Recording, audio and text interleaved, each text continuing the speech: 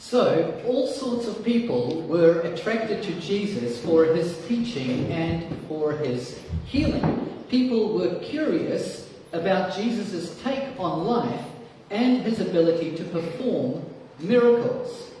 But there's more to life, there's more to following Jesus than a mere curiosity or an interest or an amusement with his healing or his teaching.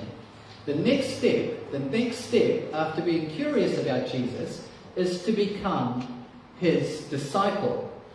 And this can be a very sobering step to take. It can be very sobering to go from being curious about Jesus to actually becoming his disciple, particularly when such a step involves persecution for your faith in and your allegiance to Jesus. So it can be a very difficult step to make when you go from being curious about Jesus to becoming his disciple, because such a step could involve persecution for your faith in and allegiance to Jesus. Jesus was kind and honest and upfront to mention this to his disciples. He invited people into committed discipleship, but made no secret of the fact that being his disciple will include hard moments, even persecution. Jesus makes no secret about that fact. But why now? Why spend these early phases, these introductory classes, preparing his disciples for persecution?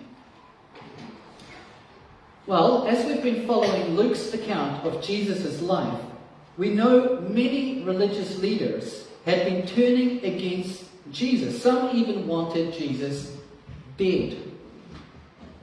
And Jesus understood if the thought leaders and the religious leaders were turning against him, it's only a matter of time before they would turn against his disciples. If the leaders of the day were turning against Jesus, Jesus knew it's only a matter of time before they would turn against his disciples. As Sinclair Ferguson once said, often the only way of silencing Jesus is by silencing his servants. Persecution, in subtle or less subtle forms, is the result. And this is what Jesus was now preparing his disciples for. This is the very thing Jesus is preparing his disciples for. And this brings us to verses 20 to 26. Jesus lifted up his eyes on the disciples and taught a series of blessings and woes, or comforts and warnings. And these aren't the typical comforts and warnings we might expect. Jesus pronounced his blessing on the poor, the hungry, the sad-hearted. And in verse 22, he tells us why his disciples might find themselves poor and hungry and sad-hearted. He said, "Blessed are you when people hate you, and when they exclude you and revile you, and spurn your name as evil on account of the Son of Man." In Jesus' mind, the poverty, the hunger, the sadness were a result of persecution. The vilification and even the unjustifiable violence against his disciples. And the lesson which Jesus passed on to his disciples was this: when persecution comes, respond with an exceptional, surprising, and uncommon mercy toward your persecutors. When the persecution comes, respond with an exceptional, surprising, and uncommon mercy toward your persecutors. And Jesus really did teach this exceptional, surprising and uncommon response to persecution. Listen to him in verses 27 through to 30. I say to you who hear, love your enemies. Do good to those who hate you. Bless those who curse you. Pray for those who abuse you. To the one who strikes you on the cheek, offer the other also. And from the one who takes away your cloak, do not withhold your tunic either. Give to everyone who begs from you. And from one who takes away your goods, do not demand them back. These are not simply guidelines for dealing with difficult people. These are not just simply guidelines for dealing with difficult people. The context is specifically dealing with a response to persecution. When you are hated for being a disciple of Jesus, when your life has been collapsed into a state of poverty and hunger and destitution because of your faith in Jesus. We're talking here about real hardship. We are talking here about real hardship, visceral animosity, which endangers your life. Not the ordinary experience of a bad day when an unkind co-worker or a neighbour ruffles our feathers. To illustrate, we might think about someone like Richard Wurmbrand. He was a faithful pastor in communist Romania. In 1948, he was kidnapped off the street. He was thrown in prison. He was tortured. His wife was sent to a labour camp, and his son was left orphaned for several years. Wurmbrand was labelled as an enemy of the state because he was a Christian. That was his crime. He was a Christian in communist Romania. His persecutors wanted him to renounce his faith in Jesus and for him to sever his ties with Christianity altogether. This is the kind of persecution that the text has in mind. When you are hated because you are a Christian. And that makes Jesus' teaching to love your enemies and do good to those who hate you all the more challenging. It's even baffling because we all recognize this would be an exceptional and surprising and uncommon response when we're being hated simply for being a disciple of Jesus. I don't mean to suggest that loving your enemies will be easy, but it will be exceptional. It won't be easy, but it will be exceptional. At the heart of Jesus' reasoning for such an exceptional response is that God himself is merciful. When Jesus reasons why his disciples ought to have this exceptional response to persecutors, he reminds them it's because God himself is merciful. Even toward those who would never acknowledge him, God is merciful. Even toward those who offend him. Even toward those who shake their fist at heaven and curse his good name. Jesus said, God is kind to the ungrateful and the evil. Elsewhere it is written, God makes his sun rise on the evil and on the good, and sends his rain on the just and on the unjust. So if we belong to this God, if we are reunited to him through Jesus Christ, then it would be no surprise if we begin to take on some of his characteristics, including mercy, even mercy toward undeserving enemies.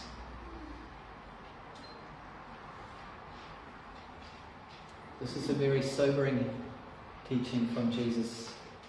I think you'll agree. Instinctively we feel it rubs against all our intuitions. Intuitions which say we must retaliate. We simply have to retaliate. Because retaliation feels more just to us. And this is all very understandable. This is the natural instinct you and I were born with. Any alternative must be learned and gifted to us by God. And since we're thinking about alternative reactions, like exceptional and surprising and uncommon responses of mercy toward our enemies and our persecutors, let's also look at verses 37 to 42. There Jesus teaches and gives us more of this new heavenly wisdom, this uncommon wisdom, this exceptional wisdom. Jesus says, "Judge not, and you will not be judged. Condemn not, and you will not be condemned. Forgive, and you will be forgiven. Give, and it will be given to you." In this, Jesus confronts that which comes most naturally to us in seasons of persecution. Our judging, our condemning, our not forgiving. These responses are, of course, our native language, our factory setting. We don't even have to think about doing them. They just bubble to the surface quite naturally. But look at Jesus' immediate point.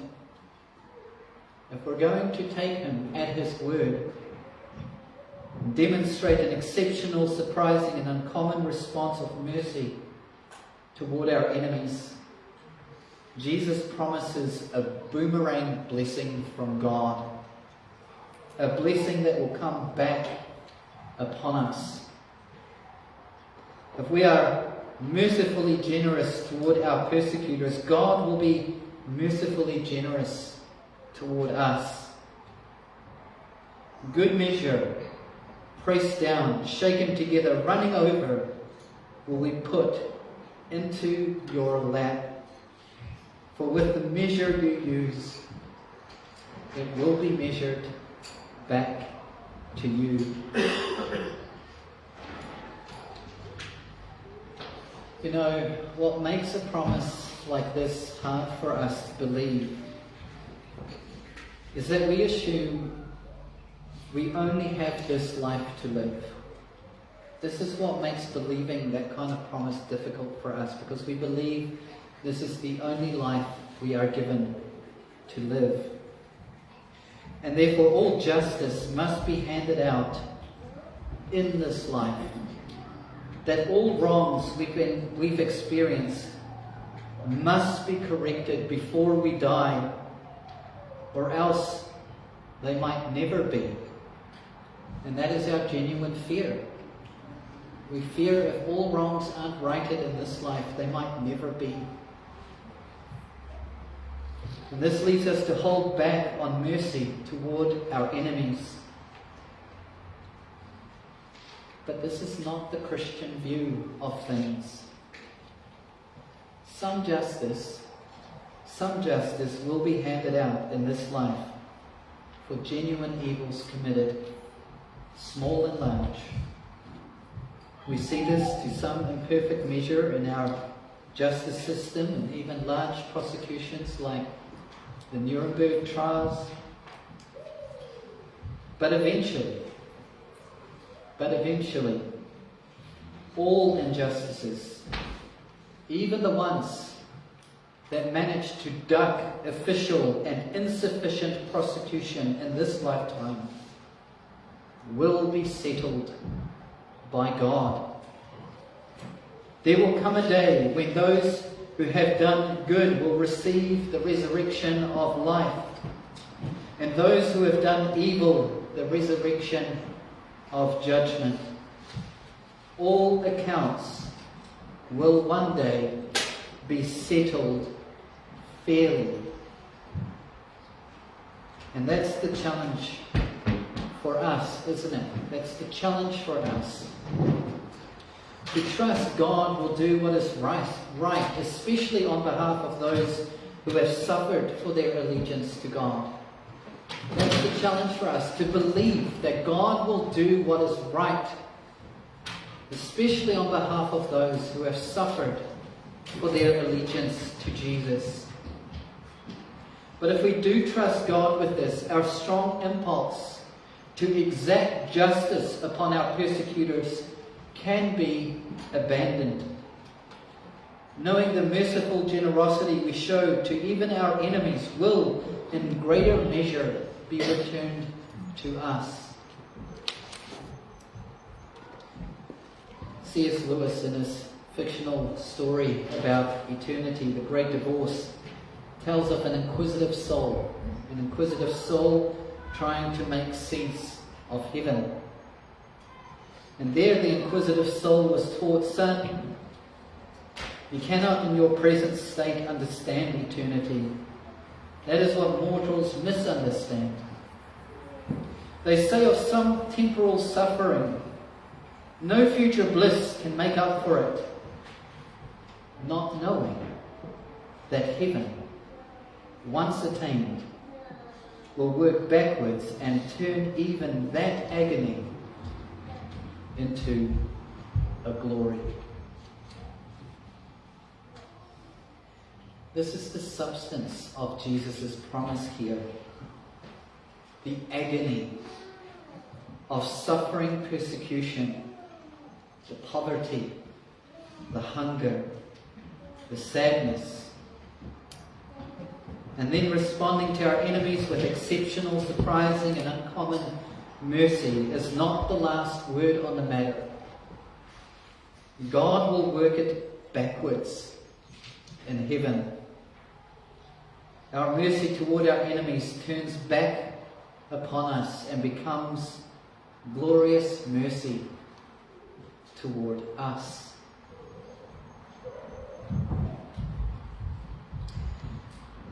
If Jesus' wisdom here still escapes us, or if we suspect Jesus really doesn't understand how life works or ought to work, Jesus offers two further illustrations to help us stay on track with him. First, Jesus talks about a blind man.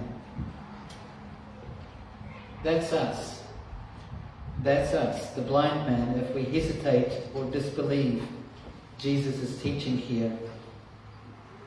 And blind people don't tend to be very good guides for other blind people.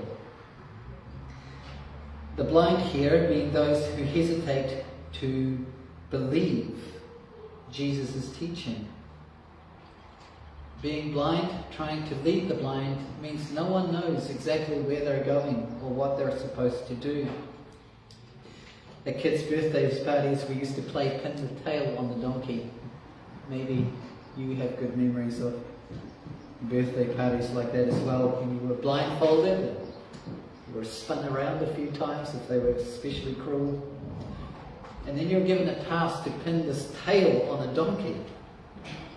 And even at very short distances, 2 or 3 meters, the lack of sight was enough to put you way off course. There'd be a tail on the donkey's mouth or something like that. And that's Jesus' point here. Blindness to Jesus' teaching is not a recipe for success. It is a guarantee of failure. To remain blind to Jesus' teaching here is not a recipe for success. It is a guarantee of failure, of missing the mark, of treating our enemies in a way a non-disciple would treat an enemy. Judging our enemy, condemning our enemy, not forgiving our enemy, cursing our enemy, hating our enemy in return. But to see to see Jesus' teaching and not be blind to Jesus' teaching here is to discover an exceptional and surprising and uncommon response of generous mercy toward our enemies. Yet, talk of loving our enemies is easier said than done, as we might say. It's easy to talk about loving our enemies, but it's very difficult to do, isn't it? It's also easier to point out how others fail to live up to these exceptional, surprising, and uncommon responses of generous mercy toward enemies. Hence Jesus' next parable. Jesus teaches about a man with a splinter in his eye. And another comes to his help, but he is unaware that he himself has a whole plank stuck in his own eye. The point here is this. It is so easy to point out problems and shortcomings in other people's behaviors and responses. No special training is required for us to become experts at doing that. But when we spend more time as a disciple of Jesus, we become more self-aware. And what I mean by self-aware is this. We become more aware and sensitive to our own problems and shortcomings, rather than fixating on spotting other people's problems. That is, though we might recognize a problem in other people, a genuine problem in other people, our next thought might be something like this.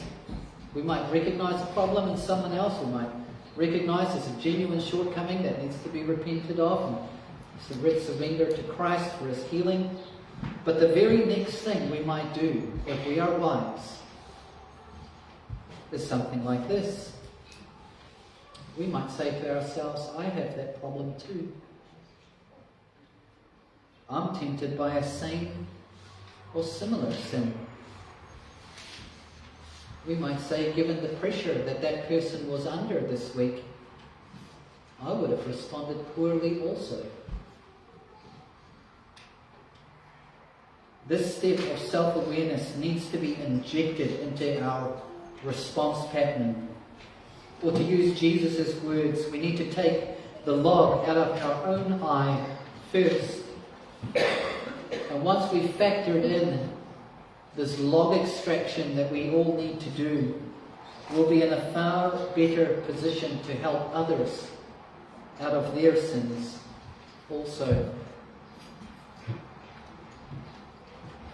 This is not unrelated to our handling of persecution and enemies. This is not something off track that Jesus is teaching. It's all related. It's all of a piece. How we think about and treat our enemies is a diagnostic tool for checking the health of our inner world, the seat from which all our decisions and responses flow. Jesus said it this way, no good tree bears bad fruit, nor again does a bad tree bear good fruit. For each tree is known by its fruit. There really is no way to sugarcoat this. There really is no way to sugarcoat this. The point is plain as it is painful. If our dominant and prevailing and expressed response to our persecuting enemies is to repay them the same evil as they have committed against us, we're a bad tree. We're a bad tree. It's painful. It is painful. Because I see this to be true in my own life. Even in the way I relate to people who aren't necessarily my enemies, but simply people who end up making my life a little bit more difficult. I see bad fruit in my life. And Jesus says, this reveals a sick tree.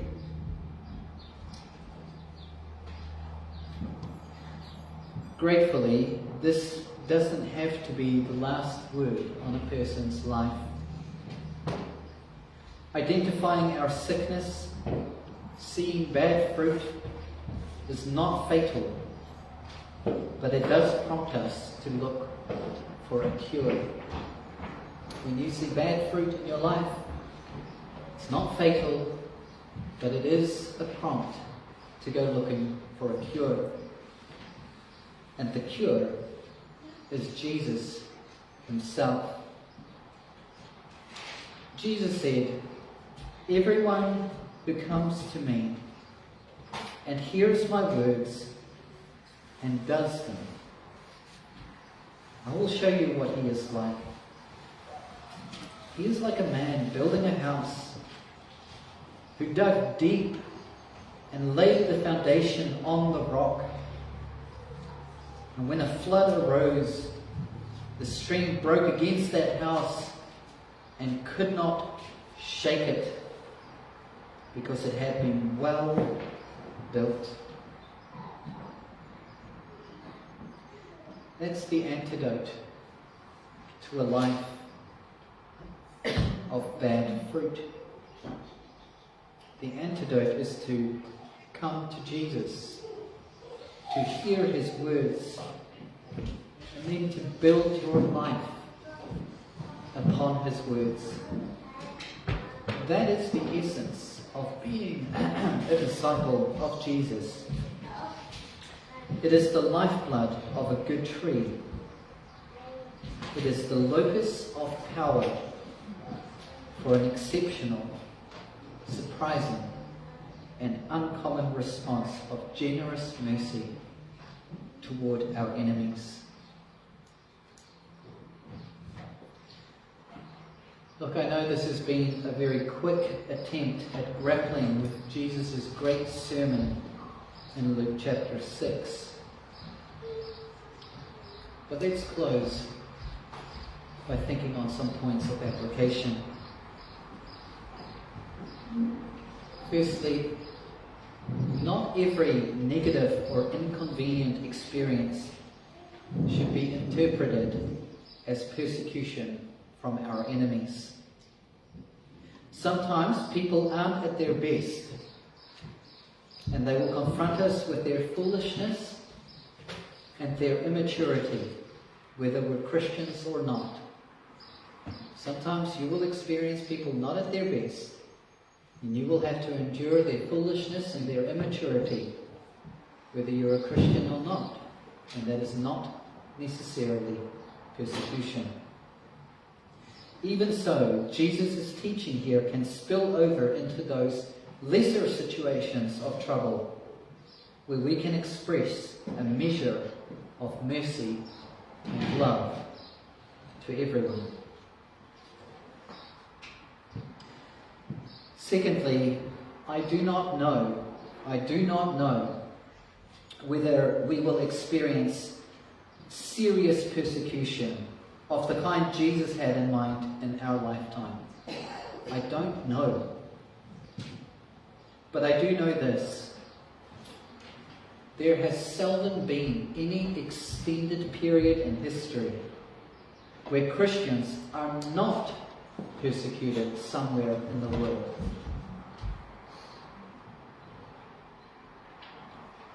Even recently, in a 2019 report on global religious persecution, which was commissioned by the British Foreign Secretary, it was noted that inconvenient truth is that the overwhelming majority of persecuted religious believers are Christians. When they looked when they assessed every corner of the world, they came to this inconvenient truth that the numbers point to the fact that it is Christians who are the overwhelming majority of persecuted people in the world. We may not feel it as severely in Western nations because of the massive inroads and stability which Christianity has created. But we certainly do see new antagonizers recklessly playing with matches which may ignite a new fire of Christian persecution, even in the West.